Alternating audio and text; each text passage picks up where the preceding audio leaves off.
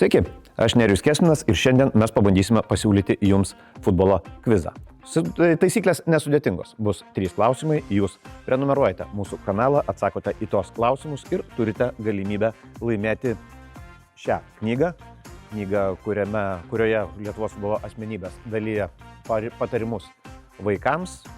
Nugalėtojai bus išrinkti burtų keliu. Šį kartą kvizas bus apie Lietuvos futbolo klubų žaidimą Europoje. Pirmas klausimas. Davidas Kipenį, Ramazas Šengelija, Aleksandras Čivadzė. Kurio klubo legendos tai yra? Konferencijų taurės atrankos turnyre Vilius Armanavičius šiemet įmušė į Astijos Paidės vartus. Kuo išskirtinis buvo šis įvartis? Trečias klausimas. Rungtynėse išvykoje su Kosovo čempione Drita Kauno Žalgiriui pergalę atnešė 3 įvarčiai. Trečiąjį iš 11 metrų baudinio įmušė Aminas Benšeibas. Kas kamuolį siuntė į vartus kitus 2 sykius? Kaip dalyvauti ir visą kitą informaciją rasite šio vaizdo aprašyme. Sveiki, čia tinklalaidė Futbolas viena koja su Nerijumi Kesminu ir aš, kaip netikėta, esu Nerijus Kesminas. Marius Grinbergas pas mus vis dar šildo pilvą Palangoje. Jo reikalas, mes šiandien pabūsime dviesi rimti vyrai komentatoriai, dinozaurai, mamutai, pitekantropai, tai yra tie, su kurių balsais, kaip jūs sakote, milijonai jūs sakote, jūs užaugote. Tautvydą Meškonį šiandien turiu čia studijos. Sveikas, Tautvydai. Labas. Kadangi tu dabar labiau radio balsas negu televizijos, papasako, ką veikia gyvenime, nes žmonės gal ir ne visi radio klauso. Tai faktiškai aš jau pastaruoju metu ir su radijom galbūt šiek tiek mažiau dabar reikalų turiu. Projektėliai būtent per pasaulio čempionatą buvo iš pradžių kaip ir grupių pristatymai, po to buvo apie patį čempionatą ir šiaip kitokios veiklos. Pamažu tolstu aš jau nuo to sporto ir daugiau darausi sofos ekspertas. Sofos ekspertų, be sofos dar kažką veiki? Yra dar veiklų ten, viename iš bowlingo klubų dirbu.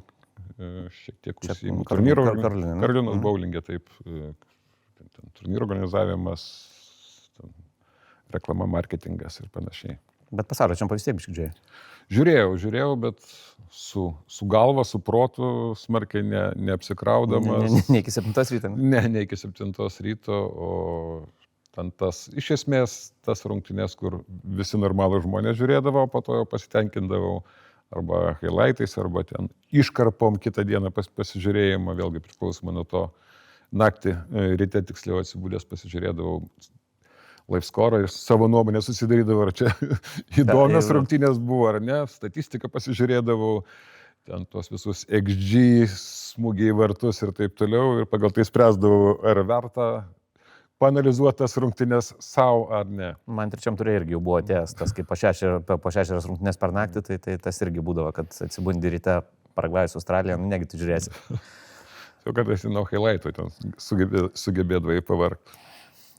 Pasaulio čempai, šiaip tu esi unikalus žmogus tuo, kad vienintelis apskritai esi su ausinėm ir mikrofonu sėdėjęs iš Lietuvos komentatorių pasaulio čempionate. Deja, taip. Deja, taip, ko gero taip, aš irgi Laikvitkauską su Višniausku klausyčiau iš ten, 98 tai buvo, ar ne, Prancūzija. Kokie įspūdžiai iš ten?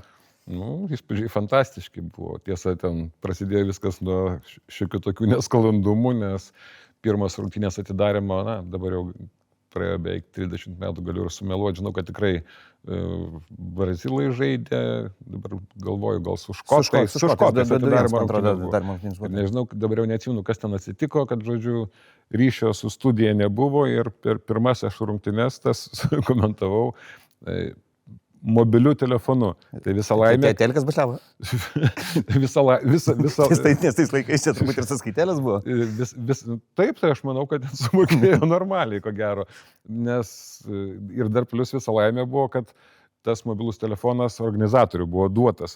Tai jisai nulinis, šviežias, nes jau į pabaigą aš pradėjau pergyventi, žiūrėdamas į padalas, ar jis ištems iki pat rungtynių pabaigos tas telefonas. Po to viskas susitvarkė, tik ten, kad būdavo, kad, aišku, nemažai rungtynių tekdavo ir iš tų vadinamų off-tubų komentuoti. Būdavo juokelė, kai ten sakydavo, kaip jis ten suspėja, dieną komentavo iš Lyono rungtynės. Tai mano pirmas šempas buvo, mane pritraukdavo, kad tu per 3 autobus nebespėdavai. O iš esmės, Paryžiui 2 stadionai, kuriuose vykdavo, tai Stade Francis ir Parc de Princes, bet mes tuo metu LTV turėjo vietą tik tai Stade France. Tai aš iš Stade France visas rungtynės, tai ten ko gero buvo apie plius minus 10 rungtynių buvo matyti, kur tikrai iš stadiono komentavau.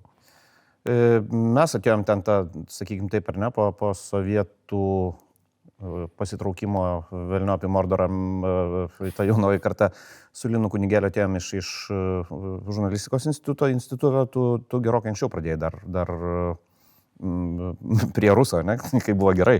Tai... Na, aš prie Ruso būtent, kad iš esmės irgi nelabai ir suspėjau, nes ten aš iš karto atėjęs į Lietuvos televiziją iš pradžių kažkaip nenori, aš ten ėjau, kol gal galia vieną dieną man tuometinis kadrų skyriaus viršininkas pasakė, Miškonis sakė, nes paskirimas buvo pas mane į... Arba išmesim iš universitetą. Ten baiginėjosi mano universitetas, 5 kursas buvo ir taip, kad jau paskirimai buvo padalinti ir aš turėjau eiti lik ir į... Tuo metu, kadangi buvo kai kurios redakcijos bendros, tai pavyzdžiui, sporto redakcija buvo bendra, jinai buvo televizijos ir radijo. Bet ten pas neįvyko šioks toks konfliktėlis praktikos metu su tuometiniu vadovu sporto redakcijos. Man ten nepatiko kažkodėl tai. Ir aš užsispyriau, sakiau, kad aš eisiu geriau tada į radio jaunimo redakciją nuo jau pradžiai. Tai aš ten dirbau kurį laiką, bet sakau, bet ir tai neskubėjau labai, nes skirtingai nuo dabartinio jaunimo, kuris, kaip pastebėjau, skuba jie dirbti, anksti pradeda dirbti, galbūt sąlygos kitokios mūsų buvo, gal dar kažkaip, kad mes atsimenu per daug nesiversdavom, taip anksti pradėti dirbti ir man, sakau, paskutiniai žodžiai buvo kadrų skyriaus viršininko, vieną kartą jis pakvietė pokalbį, antrą kartą pakvietė ir netgi atsimenu konkrečiai jo žodžius, sakė, Meškonis sakė, jeigu dabar neini, varysi dirbti į Anykščių varpą. Nesinorėjo Anykščių. Anykščių auksinė varpa, ar koks ten laikraštis. Auksinė varpa kažkur buvo, gal Anykščių. Tai supratau, kad grasinimas rimtas ir tada dar pasiprašiau, kad leistų į Taliną nuvažiuoti, kur draugas Sovietų armijoje tarnavo. Ir iš ten jau grįžęs ir aš būtent nuėjau tada į jaunimo redakciją. Tai ten jaunimo laidas, jaunimo banga tokia buvo. Ir ten įdomiausia gal buvo daryti būtent studentams tokia Juventus laida. Tai netgi galiu pasigirti, kad tais laikais jinai netgi pagal reitingus buvo labai aukštai ta laida, nes mes ten pradėjom kaišioti jau ir užsienietišką muziką, kur nelabai galbūt galima buvo ir įvairias temas jau tokias drąsesnės ir jinai ir reitinguose aukštai buvo. Netgi, turiu pasakyti, su viena iš temų apie Ignalinos atominę elektrinę, tarsi nieko bendro nėra, buvau išgrūstas į Maskvą, į, sakykime, savotišką jaunimo laidų Sovietų Sąjungos čempionatą. Ir iš ten grįžau su bronzos medaliu, beveik tais pačiais metais, kaip ir Vilniaus Žalgiris iš Sovietų Sąjungos čempionato. Iš lygos neįskritai, ne? Taip, tai su bronzos medaliu iš ten grįžau. Ir po to tik tais nuėjau į sporto redakciją, galų gale supratau, kad gal čia nėra čia ko važiuotis, o vis tiek eiti ten, kur tikrai tau įdomu. Ir tai būtent... Sakė, šveikas visi keliai veda į Česką Budėjovicas, ne? Taip, bet galų gale gavas taip, kad aš pradėjau kažkiek pakomentavau, galbūt, man atrodo, to Lietuvos čempionato prasidėjusio, o to pačio Sovietų Sąjungos aš komentavau per radiją paskutinės Žalgirio rungtynes aukščiausioje lygoje su Odesos Černomorets. Aš nuvykau į Odesą, ten per radiją atkomentavau tų rungtynių antrą kėlinį ir dar dieną pabuvau Odesoje ir žinau, kad grįžau. Jie gavo jums 0, man atrodo. Man atrodo, kad 0-1 ar lygiau, bet gal ir gavo 0-1. Ir grįžau į Lietuvą ir tą pačią dieną aukščiausioji taryba paskelbė nepriklausomybę. Ir daugiau išvykų pas mane nebuvo. Kažkuria prasme, galbūt vėliau, toks ne tai, kad vienintelis nuostolis, kad taip ir nenuvykau nei į Dušanbę, nei į Taškentą, netgi tam pačiam Jerevane nesu buvęs. Ko gero būtų tekę pasiblaškyti po, kaip tu sakai, po Mordoro platybės, bet būtent neteko. Taip išėjo, kad būtent su tom rungtynėm ir baigėsi Žalgirio era Sovietų Sąjungos čempionatuose. Odesa kaip, nes aš tai irgi buvau vieną kartą ir važiavau, taip žinai, su tokia baime, nes prisiskaitęs ten Ilfo Petrovo ir prisižiūrėjęs to dar sovietinio kino, kur... Oi, ten daug nuotykių aš patyriau, bet nelabai norėčiau kai kurios dalykus ir pasakot. Pasakysiu tik tiek, kad į viešbutį buvo ir tuometinė milicija įsiveržusi ir nepaisant mažą ką aš ten, ar aš buvau kaltas ar nekaltas, bet grasinimas buvo, kad tavo nuotrauka bus ten iškabinta kažkur tu Odesoje, tenais ant tų skelbimų lentų ar kur. Ir aš kaip dabar atsimenu sakau, iš esmės man pofik jūsų tas, sakau, nes po 2-3 dienų, sakau, man jūsų tie stulpai bus ir taip toliau, man jie bus neaktualūs, nes aš nieko bendro su jumis neturėsiu. Tai, nedetalizuojant, dėl ko ten tie visi dalykai buvo. Bet žodžiu, taip išėjo, kad taip, ta pirma mano komandiruotė tokia buvo su smagiais nuotykiais, dabar linksma. Tai čia tavo kasdienybė, atsimenu, mes Italijoje buvom, taip su karabinieriais truputėlį pasikalbėti. Taip. Mokė irgi mūsų įdaros kelią bandė atvesti. Reikdavo kartais tą krūvį nuimti, sakykime, taip. Iš tų kelionių, tai yra tu keliavęs gerokai anksčiau už mus visus pradėjai, kai aš ten dar per šilelį žiūrėdavau Žalgirį, tu jau važinėdavai su rinktine. tą pačią pradžią, kaip prisimintum tos kelionės, kaip jos atrodydavo šiaip tiesiog? Linksmai atrodo, mes su tavim čia netgi prieš šitą pokalbį ten atsimindavom, kai būdavo įlipdavo dėdės su jau pasirūpinę ir tam tikrais gėrimais ir, pavyzdžiui, pačią pirmą, faktiškai, kur tos lyg ir oficialios jau Lietuvos rinktinės, turbūt rungtynės skaitosi vieno, kai su Austrais žaidė, kadangi tuo metu tenas ir Ivanauskas, ir Friedrichas žaidė Austrijoje, tai tas rungtynės, tam vykams autobusu atsiminu per Lenkiją, per viską. Taip, ar net 2 paras, tai buvo ten... Vyrai turėjo būti pasiruošę, čia negali išvažiuoti? Taip, viskas buvo pasiruošta, viskas...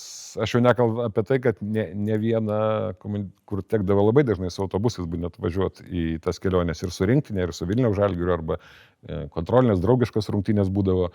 Tai dar nepamirškim, kad tie laikai buvo, kai ir tie, nežinau, kaip jie ten vadinosi, kur su krepšiais tie tokie varinėjai, tai visi parduot, kažką tai ten parduot. Languotais. Taip, ten prasivežti ten cigarečių bloką ar du. Kaip reikėjo stačiant į languotą. Taip, ir ten nepaslaptis, kad netgi ir tekę man yra su rankininkėmis ir su rankininkais, net tokie ten tie uždarbiai buvo ir tų netgi mūsų rinktinė žaidėjų, kurios irgi, dabar galiu tą pasakyti, kad irgi tais dalykais visi beveik užsiminėdavo, tai dabar net, aš gal net ir nepasakysiu tiksliai, nenoriu apšmeižti žmogaus, bet atsimenu, kad į kažkurią kelionę mes važiavome į draugišką turnyrą, kai dabar tik galvoju, ar vyrų, ar jaunimo, nes dažnai važiuodavo kartu. Vyrų komanda ir tuo pačiu su jais jaunimo iki 21 metų važiuodavo komanda. Man atrodo, iš jaunimo komandos vienas žaidėjas ties sieną su Lenkija buvo išlaipintas. Matyt, dar kontraktas nebuvo labai galingas ir buvo išlaipintas iš autobuso ir į tas kontrolinės rungtynės taip ir nenuvyko. Taip, kad ten tie laukinio kapitalizmo laikais ten būdavo smagių nuotykių įvairių. Aš irgi esu patyręs. Ir autobusuose linksma būdavo, kartais ir nelabai jau net linksma būdavo. Norėdavosi išlipti. Ne vieną sporto šaką, aišku, esi komentavęs, čia mūsų visų, tai tais laikais mūsų tų komentatorių tiek ir buvo, tai jeigu ateidavo kokią šventę vardu olimpinės žaidynės, tai jau... Oi, ten daug, kad visą ko ekspertais turėdavom tapti privartinę tvarką. Manęs kažkada paprašė paskaičiuoti.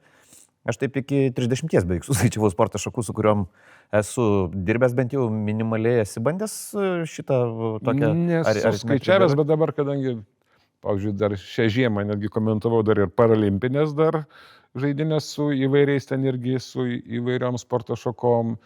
Na, manau, kad, nežinau, ar galėčiau su tavim konkuruoti dėl 30, bet aš manau, kad taip irgi būtų, matyti, tarp netoli 30, ko gero būtų, nes įvairių tikrai egzotiškų, esu net meninę gimnastiką esu komentavęs, kažkada tai tiesa su vadinama komentatorė, nes, na, jau vienas tikrai, nes ir daug yra sporto šakų, kuriuose, sakykime, ypač jau vėlesniais laikais, kai tokia galimybė atsirado. Anksčiau būdavo taip, kad tavęs nieks neklausdavo, o nuvažiavus, ypač jeigu komentuoji ten iš vietos olimpinės žaidynės, tai tipo nieks tavęs neklausdavo, ten kažkas ar susirgo ar negali. Va tau yra sporto šaka, jinai įtraukta į programą, būk mielas per pusvalandį, per valandą pasiruošti, žinau, tai iki šiol atsimenu, kai mane sugėdinės yra man atrodo, prieš Galavičius, man atrodo, buvo čia jojimo federacijos.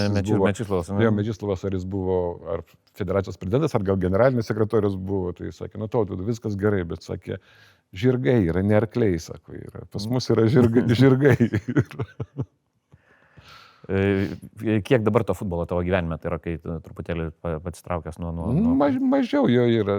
Dabar sakau, daugiau aš šiaip pasižiūriu, kadangi, užaugo nauja karta, tarpusų šneka, tie komentuoja gerai. Neblogai iš tikrųjų. Taip, ateina laikas, tu be jokių didesnių, be didelių ašarų, be nieko užleidi vietą jaunimui, tegu komentuoja. Taip, kad to futbolo dabar mažiau, arba ten nedaugiau, atsirado galbūt daugiau tokių, kur gelbėt reikia situacijas, ledo ritulys, olimpinės žaidynės, galbūt dar kažkas tai, kur tenka pakomentuoti. Ledo ritulys puikus sportas, man tai taip, man vienas antras. Ko gero, netgi, sakyčiau, taip, galbūt futbolas, ko gero 4 sporto šakos, kurios tokios arčiausiai dušios yra, nors man labai daug tos pačios lengvos atletikos teko komentuoti, bet ten daugiau gal sakykime, taip jau išėjo, kad man teko, taip įsivažiavau ir po to jau komentuodavau tą lengvą atletiką, bet iš esmės iš tų komandinių sporto šakų, tai ko gero futbolas, krepšinis, ledo ritulys, rankinis, turbūt tos sporto šakos, kurios turbūt mieliausios yra. Toks standartinis komplektėlis, ko gero. Su lengva atletika ten jau taip gavosi, sakau, ten su mūsų galimybėm ir su tuo, kiek mes rodom tos lengvos atletikos, ten irgi ten būdavo man ir nuotykių su ta lengva atletika, tokie jau linksmesnių, aš tą patį Londoną atsimenu, kai tu komentuoji kartą ar 2 kartus, ar kartą per metus, ar per 2, ir tau nekomentuoji tuo metu, dabar LRT dažnai rodo ir diamantinės lygos varžybas, ir įvairius čempionatus, tuo metu būdavo dažniausiai Europos čempionatas, pasaulio čempionatas, olimpinės žaidynės, viskas, daugiau lengvos atletikos nebūdavo. Ir tu padirbęs pasaulio čempionate ar Europos čempionate ar olimpinės žaidynėse, metam ar 2 pamiršti tą lengvą atletiką, kadangi, jinai tau paprasčiausiai, jinai nereikalinga, jinai tau tuo metu.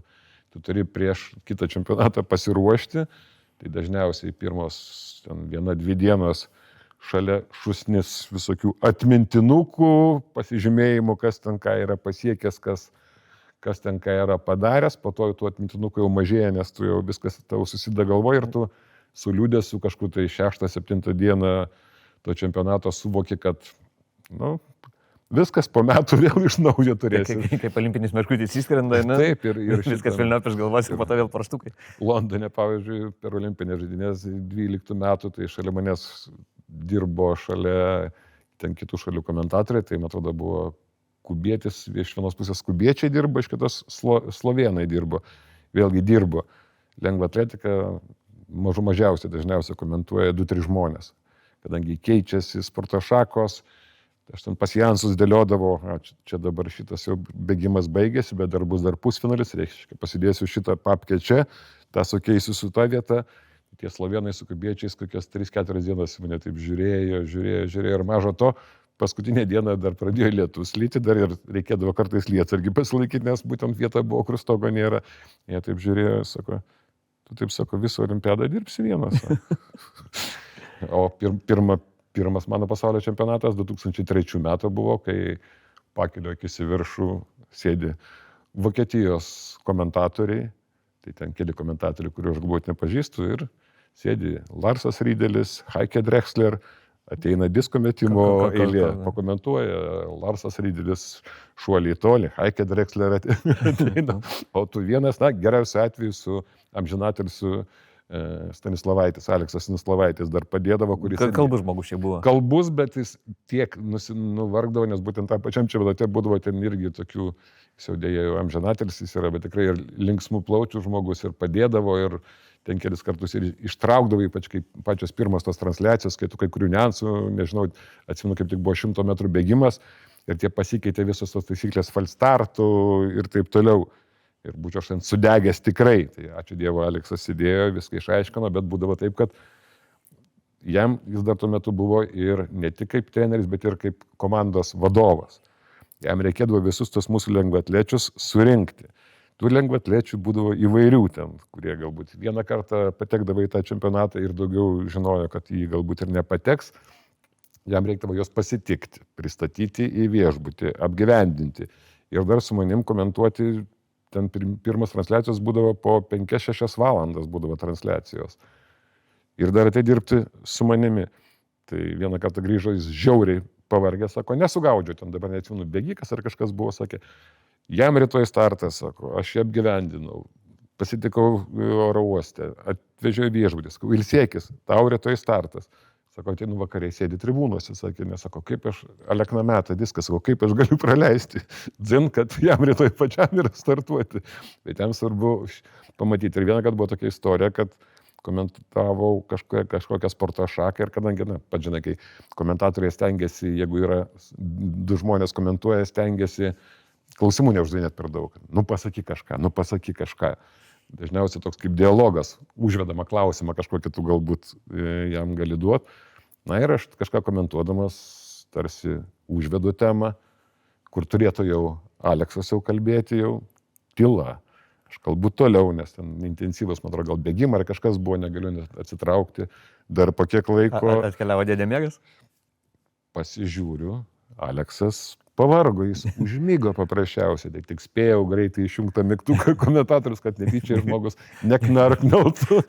Palaukiau, jisai kokių 15-20 minučių žmogus nusnūdo ir toliau komentavo, jis net ko gero nepajuto, kad jis buvo atsijungęs 15-20 minučių. Nu, tai tokie nuotykiai. Su ko komentatoriais taip, bent jau man irgi būdavo, kad kartais tu labai retai gauni gerą variantą. Tai yra dažniausiai būdavo taip, kad tu gerai, pats plauki kažkaip tai ir dar kirvis, kurį tu turėjai ištraukti, bet čia tai būdavo labiau televizijų iniciatyva. Tai taip ir dažnai aš kažkaip prasme, vėlgi tenkia pripažinti, kad pavyzdžiui ir dabar aš netgi pasižiūriu dabar, netgi kai tau kokio pašnekovo reikia tam pačiam radio ar dar kažkur, tai na, dėja, su pavydu turbūt galima apie krepšininkus pakalbėti, kadangi tikrai ten surandi daug. Su kitose sporto šakose vis tiek sudėtingiau yra tos vadinamas ir ko komentatorius ir apskritai, na, tų krepšininkų matyti daug turim, tai už tai iš jų galbūt ir atsisijoja tie dalykai. Kitas dalykas, kaip tu sakai, kartais atsiranda žmonių, aš dabar irgi neminėsiu nei vardo, nei pavardės, buvęs teisėjas futbolo, ir kelis kartus taip išėjo, kad mes kažkaip kartu važiuodavom į rungtynes aukščiausios tos lygos komentuoti. Ir jis man kelis kartus sakė, Tautvyda, tu tik pasodink mane šalia savęs prie mikrofono, aš tau tokių dalykų pripasakosiu. Sakė, čia nualps, sakė visi. Na, gal galia vieną dieną taip pasidarau. Žmonės būdami daug nuo mikrofono vaizdą tiesiog. Taip, ir prie to mikrofono dingo žmogus, aš nežinau, ar jis apskritai kokius 4-5 sakinius man pasakė, aš jau negalbūt apie tai, kad jis kažką žadėjo bombas pamėtyti ir dar kažką. Taip, kad vienas dalykas, kai žmogus kartu šalia su jums sėdintis automobilyje ar netgi kažkur tai laisvalaikiu, ką jis gali tau prikalbėti ir kai reikia tą patį pasakyti prie mikrofono. Vėlgi, mikrofono baimė, jo, yra. Vėlgi apie vieną mūsų labai žymų netgi futbolininką galiu pasakyti, kad normaliai jis teko su juo ne vieną pasaulio čempionatą komentuoti. Jis tikrai puikiai kalba su juo prieš rungtynes, kalbi, jis atsisėda prie mikrofono, tada jis pradeda bandyti išlaužti kažkokias labai tokias gudres frazes ir viskas, tai galų galia kažkada sakau, kantrybė man truko, sakau, kalbėk taip, kaip dabar kalbam tik keiksmažodžius, sakau, išmetam ir viskas, ir nereikia nieko prisigalvoti, bet na, tai irgi nėra taip lengva. Nu, ne visi Grudzinskai jo. Tai dėja, taip. Tave gatvėse vis dar atpažįsta, nes man tai tas toksai, žinai, nežinau, aš gal tuose socialiniuose tinkluose, bet per dieną ten 2-3 asmenukės pasidarva, per finalą vakar ten iš vis gal kokį 20 žmonių prie atpažįsta tave? Atpažįsta, vėlgi skaudėja, nes tas kartais tas atpažinimas, ne visada kartais jisai yra, ne tai, kad jis nėra nemalonus, bet kai tu kažkur tai sėdi tenais ar su draugais, ar su draugė, ar su... Meškonis, bet sakai, ne? Taip, ir plus dar, na, sutikim, kad mes ir tu, ir aš tikrai daug metų praleidę prie to komentavimo, prie sporto, kartais sėdėdamas su draugais ar kažką tu nelabai nori apie tą sportą kalbėti. Ir kai prie tavęs, tu žinai, kad jau, jeigu tave pažino, tai bandys, tai kas laimės čempionatą? Už ką sergi? Už ką sergi, jo, kas laimės čempionatą, kaip tu vakar dienos rungtynės, kurios... Jeigu aš tavęs užnysiu, aš nueisiu, bet... Jo, kur vyko gal 4 ar 5 valandą, kur Tai dabar jau nesigėdėjai pasakai, nežiūrėjau, tų rungtynių, nes man nelabai įdomu. Nes kai tu taip mandagiai bandai parodyti, kad gal ir būtų gerai, kad eitum, tai gal pašatukas sako. Taip, sakau, tai tie dalykai taip irgi ne visada jie yra kartais ir užknisantis.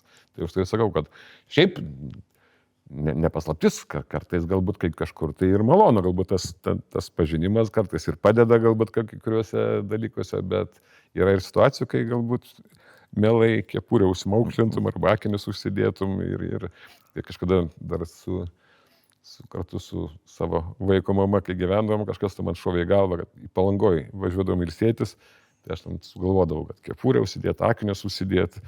Tai Gintarė išvengdavo, sakė, taigi mane pažįsta, sako, taigi vis tik žino, kad šalia, sako, kad tu čia tas savo tus akinius dėlioji, sako, kepurę, sako, pagal mane, sako, tave pažins. Vaikas mamos pėdom, kaip sekasi. Gal ir gerai, nes tarp mūsų šnekant, su visa pagarba moterų futbolui, taip, jis pastaruoju metu tikrai ir gražus ir įdomus, bet galbūt manau, kad krepšinis moteriams labiau yra tinkama sporto šaka negu futbolas, mano toks supratimas yra. Tai taip, jinai. Jo labiau, kad tarp mūsų šnekant, aš ir pats laisvalaikiu, ten vienu metu dėl kelio problemų, dėl kitų dalykų, aš pats daugiau ko gero, kai tie vadinami yra laisvalaikio pasižaidimai su draugais, aš daugiau krepšinį aikštelį praleisdavau negu futbolo aikštelį. Dabar sportuoji dar? Kartais pasportuoju, nors, sakė, krepšinis ne pats jau tokiam, jau vyresniam amžiui pati geriausia sporto šaka. Tai, daug vertikalių judesių, sanariai. Tai galbūt, kad daugiau gal apsiriboju dviratis ar dar kažkas tokio tenais, ramesniais sportais galbūt. Futbolo kamuolį kada paskutinį kartą spardį? Draugui esu pažadėjęs, kad pasijungsiu į jų žaidimus ir kaip tik šiek tiek nugarą susuko. Tai jis pradėjo netikėti, sako, tai aš vos nepažymą jam turėjau nešti, kad tikrai pažadėjau, kad pabandysiu, bet futbolas senokai, prieš kokius gal 2-3 metus. Gal kažkada. Neseniai visai. Bet taip, kažkaip sakau, bet su futbolu pas nebuvo taip, kad atsargiai labai, nes turėjau ten šiek tokią traumą kojos ir net gerai kamuolį nepataikius jau jausdavosi, tai o su krepšiniu buvo mieliau, tai ir ta pati dukra. Irgi iš esmės irgi su manim, negi nuo pat mažų dienų irgi eidavo tą patį kitoje aikštelės pusėje į tą patį kažką pamėtė, tai taip jau su krepšiniu, sakau, daugiau gal netgi to laisvalaikio praleisdavau ir aš pats. Ir tu ir Gintarė, sporto žurnalistai, sporto komentatoriai, dukra polinkio į tą pusę Neturi, kaip neturi, bet kad nieks jos neklausė irgi, nes jinai jau komentavusi yra ir olimpinių žaidynių moterų finalą krepšinio kartu su, jeigu neklystu, dabar galvoju, gal su Tautvydu Kubilium, ar gal su Ryčiu Višniausku, dabar su kažkurio iš jų dviejų. Čia dabar neseniai komentavo, girdėjau, ir 3x3 moterų varžybas. Ir turiu pasakyti, kad didelių priekaištų aš jai net ir neturėjau, tikrai gana puikiai jai sekėsi, taip kad jai, kaip suprantu, irgi bent jau kol kas kaip pasižaidimas toks savotiškas irgi dar nenuvarginęs, jai gal įdomu, tai jeigu jai seksis pirmin, viskas gerai, jo labiau, kad tarp mūsų šnekant, bent jau komentuojant krepšinį, tai jinai tikrai didesnę patirtį turi ir pati žaidžianti ir viskas, taip kad manau, kad ten netgi tėvas nelabai jau prilygtų jai. Žinai kaip, vaikai turi mūsų planus pranakti. Sportas, jeigu tau dabar pasiūlytų kokias nors pareigas kur nors, eik gelbėti futbolo, krepšinį dabar jau reikia gelbėti, irgi vėl nežino, kas daras. Krepšinio gelbėjimas Lietuvoje toks labai rizikingas dalykas, gali per trumpą laiką iš gelbėtojo virsti Balčiūnų. Jo, Balčiūnų arba tą patį, kad ir Rimo Krutinaitį, atsiminkime, Europos čempionatas, kai buvo ir kas dabar vyksta. Tai čia tokia sporto šaka, kuri gal į krepšinį nesiryščiau, gal kokią susiraščiau, gal kokią ramesnę. O tų, kur gelbėt sporto šakų yra, man tikrai labai apmaudu ir dėl rankinės situacijos Lietuvoje. Galbūt iš tų, kur sporto šakos anksčiau tokios silpnesnės buvo, gal kas džiugina šiek tiek ledo ritulys, kur džiugina. Tačiau vėlgi puikiai supranti, kad labai sudėtinga Lietuvoje. Aš tikiuosi, kad mes gal kažkada į tą elitą pateksim, bet vėlgi, būkime atviri, klausimas, ką mes tame elite veiksim, nes... Su Kanada pažaisti? Su Kanada pažaisti, taip, nes už tai net įdomu buvo pasižiūrėti, pavyzdžiui, tose pačiose olimpinėse žaidynėse, kai ten patekdavo tos komandos, su kuriais tas ir lietuviai žaidžia, na, pasižiūri, kad taip, ten olimpinėse žaidynėse, ten kokie prancūzai, su kuriais galbūt lietuviai ir pasikapotų šiek tiek, ar kokie italai, na, nepralaimi ten 20-0, kaip tais pačiais dar sovietiniais laikais būdavo. Ja, bet jau kokie Latvija atvežtų ten 7-8. Tai va tas ir yra, bet vis tiek bent jau kažką išspaudžia iš tos, o šiaip kažką tai gelbėti, aš nežinau, koks ten toks iš manęs ir gelbėtojas, ko gero būtų. Aš apie save irgi taip galvoju. Žiemos olimpinės žaidynės, ką tik baigėsi, turėjai kažkokius prioritetus, žiūrėjai daug ar taip? Iš esmės aš turiu tas sporto šakas, kurios man iš tų žiemos patinka, ledo ritulys, aišku, savaime suprantama, biatlonas patinka, kas dar galbūt patinka. Iš esmės šitos gal dvi labiausiai gal patinka šitos sporto. Irgi standartinis paketas. Yra tokios dinamiškesnės, kur keičiasi, na, tikrai sudėtinga būtų, kažkada yra tekę komentuoti, kaip ir lengvos atletikos maratonas, taip ir slidinėjimo 50 km, kur, na, tikrai sunkiai suvokčiau, ką galima apie tai kalbėti, nes taip Pekino olimpinės žaidynės irgi nepamiršiu kolegos Lino Kunigėlio klausimą, nes tuo metu komentavau lengvą atletiką, grįžau ir jie su kolega žiūrėjo kaip tik 10 000 metrų bėgimą. Ir aš kaip tik tuo metu ėjau jau į kambarį, kur kartu su Linu mes gyvename vienam kambarį. Ir jie taip pasižiūrėjo į mane, sakė, tik ką, žiūrėjom, sako, 10 000 bėgimą, sakė, bandėm, sakė, bet su kolega, sakė, pakomentuoti, sakė, tai mums sakė kažkur ten 1,5 kilometro, sakė, taip užteko žodžių, sakė, ir ką mes galėtume pakalbėti, sako, tai ką tu ten kalbėjai, tuos 10 000 metrų. Yra tekę ir man maratoną komentuoti netgi, bet ten jau taip lipi per save, kad vis tiek kažką reikia sakyti. 6 knygas atsinešti kartu, arba nes į galvą visos tos informacijos nesusidėsi ten tom visom 2 su trupučiu valandom. Lino Kunigėlio darbuotojų ten buvo išsiminęs apie gimnastikos komentavimą, tai aš visose olimpinėse žaidynėse atsisakydavau komentuoti bet ką, kas neturi objektyvių kriterijų. Dailusis čiuožimas, gimnastika. Tai tarp kitko, apie sportą tas pats, kartais mesgi pasipešam netgi ir su kitais. Na, netgi aš iš tų esu matyti tokių užkietėjusių. Man sportas yra sekundės, minutės, taškai. Kilogramai. Taip, kilogramai. Kur tik yra subjektyvumas, man jau truputėlį jau neša į baletą, jau sakykime taip, jau kur yra jau menas, čia jau skirkime prie meno dalykų. Tai čia tas pats Linas Kunigėlis, jis tos dalykus mokėdavo labai neblogai įvardyti, man atrodo, apie gimnastiką sakė, labai geras sportas, salėje sėdi 2000 žmonių, tik 6 supranta, kas vyksta. Net kaip dailusis čiuožimas, kur tikrai suvokčiau, kad kažkas negerai, jeigu žmogus kai parkrenta. Tai suprantu, kad elementas atliktas prastai. Klyvaras švės nemoka. O jeigu ten kažkur kryptelė į šoną ar dar kažką, tai gal kokio takto nepagavo, tai jau taip jau sakyčiau, kad jau... Nebriauna nučiuožio. Tai sakau, kai jau prisiploja, o ten atsimenu, kai anksčiau būdavo, kad mūsų vis tiek geriausiai tie čiuožėjai yra dailėjame čiuožime, tai ten šokiai ant ledo, ten jie beveik nekrenta tenais, tai iš vis būtų labai sudėtinga būtų komentuoti. Prisimenant tuos senus gerus laikus, kai dabar čia visi labai ramiai savo įsijungi monitorių ir gudžiam 20 amžiui kaip ruoždavais. Nes aš ten, tarkim, turėjau tą pranašumą, kad dirbau tuo metu Lietuvos ryte ir jie jau gaudavo ten IP Reuters pranešimus, žinai, kur tau į kompą tiesiog ateina, kaip dabartinio messengerio principų, tai galėdavai pasiruošti, kaip tu ruoždavais. Ten visko ten būdavo, ten tie laikai būdavo. Na, iš esmės, iš programėlių įvairių informaciją rinkdavai, popierinių ateidavai. Buvo šioks toks, jau mano laikais jau buvo šioks toks, tas vadinamas internetas, kur, bet atsimintam pačiam 98 metais dar irgi tekdavo gerokai pavargti. Kol stikdavo su tavim pradėti kalbėti. Taip, laikraščiai, tas pats dabar. Tu, pavyzdžiui, nori tenais ar žaidimo schemą, jeigu tau komanda mažiau pažįstama, įsitrauki mobilų telefoną, nuspaudi tavo visą schemą. Jinai, aišku, ne visada atitinka, galbūt kaip iš tiesų yra, bet bent jau žalią supratimą turi.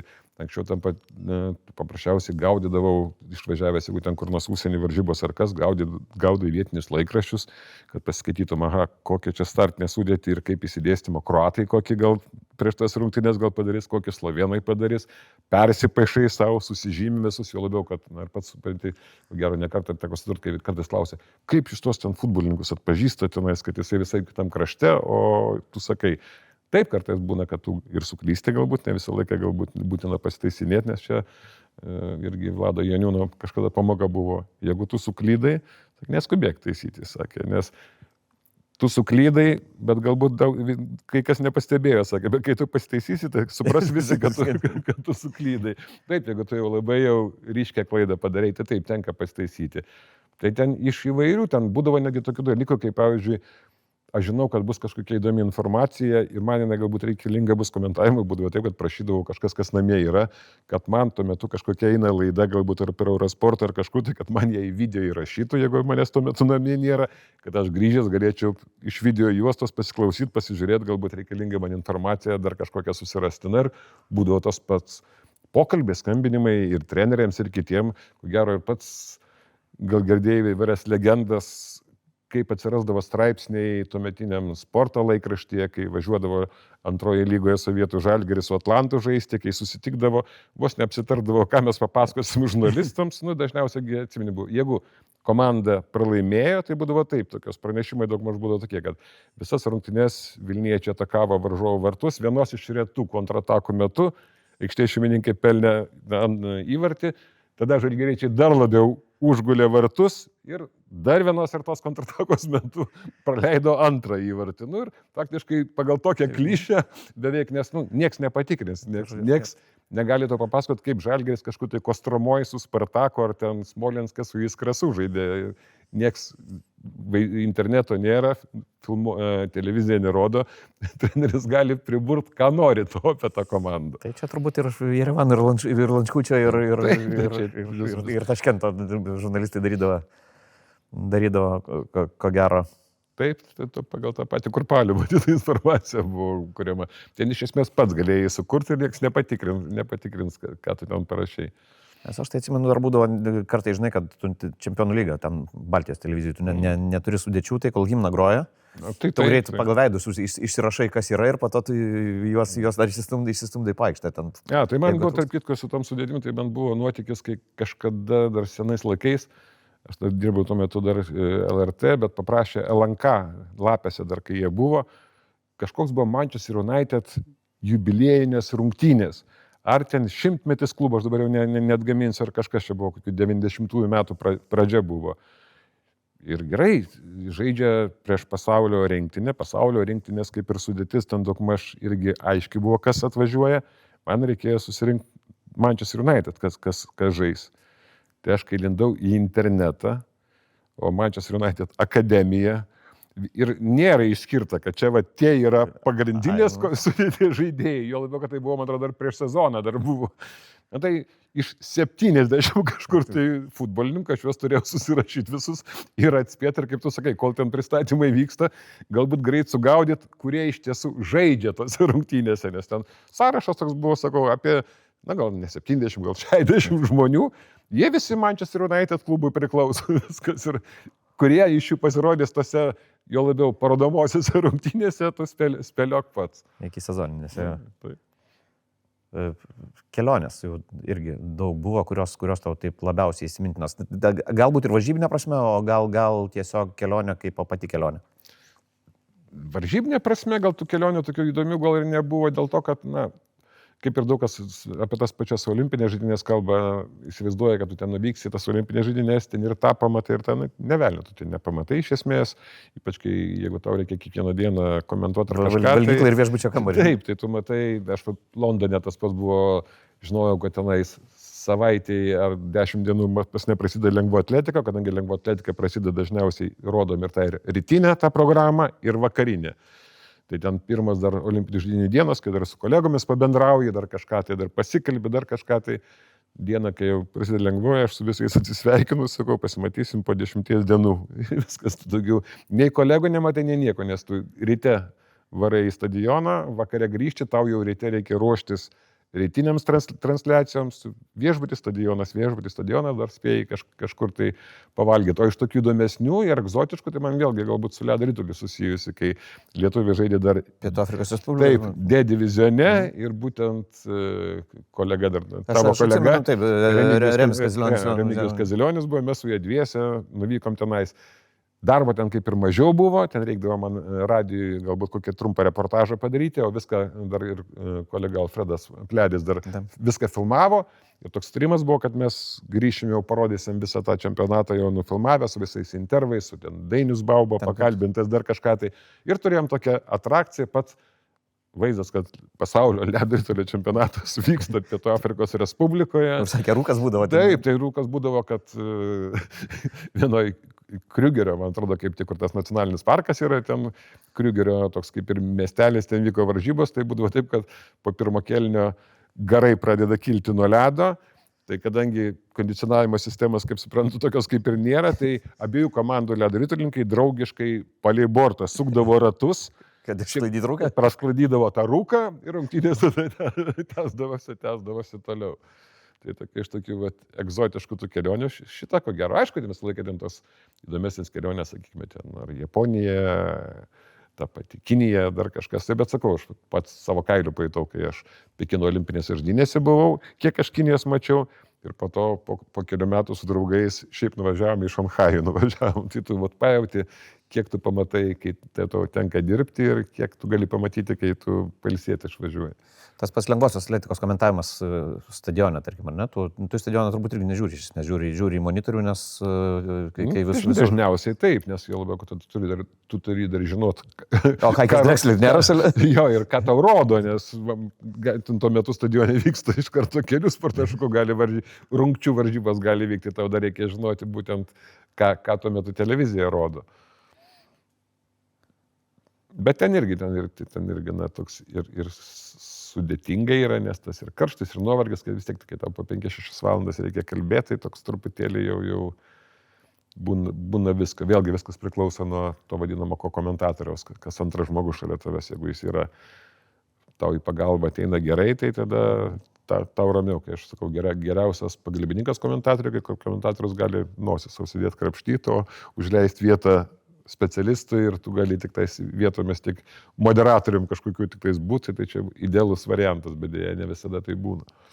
Pavydėtum jauniems komentatoriams, kad jie taip nuo karjeros pradžios turėjo viskas ant stalo padėti, ar vis dėlto ta mūsų laukinė egzotika vis dėlto yra ta patirtis, kuri siejasi su maloniais sentimentais. Aš nežinau, ar čia tinka tas žodis, kad pavydėti netgi, nes čia lygiai tas pats, kad dabar galbūt ar ten mano galbūt ten tėvai ir seneliai, ar pavydė dėl to, kad aš galiu, pavyzdžiui, vokišką kvietinę alų gerti, o jie turėjo savo žigulinį gerti. Nes buvo pasirinkimas žigulinis arba žigulinis. Tai kaip ir mums nebuvo pasirinkimo, galbūt mums pridėjo būtent tas dalykas, kad turėjom kažkaip suktis galbūt to vadinamo išmanumo, gudrumo ir dar kažką tai kaip. Ir ten daugelėje būtinių dalykų, kai visi sako, kad sovietiniais laikais tai būdavo, kai tu turėdavai atsiprašant, iš šūdo kažką tai pasigaminti. Prie Ruso buvo geriau. Pasidaryti kažką sugebėti. Dabar tau nieko nereikia. Arba kai keikėsi, kad sako, anksčiau būdavo labai paprasta. Jeigu tau reikia plytelių, nueini į parduotuvę ir nusipirki plytelių. Dabar jeigu tau reikia plytelių, tai tau reikia išsirinkti iš 50 rūšių, iš 60 firmų. 50 plytelių atspalvių. Jo, dar su atspalviai dar prisidėlis, kas anksčiau buvo viskas paprasta. Reikia plytelių, nueini į plytelių parduotuvę, nusipirki plytelių, viskas. Dar daug dievė, kad tu jau gautum tų plytelių. Tai va, turbūt toks buvo senų dviejų krienų pokalbis apie senus, naujus laikus. Kai kurie dalykai galbūt nelabai ir suprantami netgi. Gerai, ko nesupratome. Teks pasigūglinti. Ko nesupratote. Arba taip, rašykit mums, bandysim kažkaip paaiškinti. Prenumeruokit kanalą. Mums svarbus jūs visi, tie, kurie žiūrit, tie, kurie stebit, ką mes čia darom, bandom daryti. O šiandien čia buvom mes, aš Nerijus Kesminas ir mano ilgametis kolega Tautvydas Meškonis. Iki. Iki.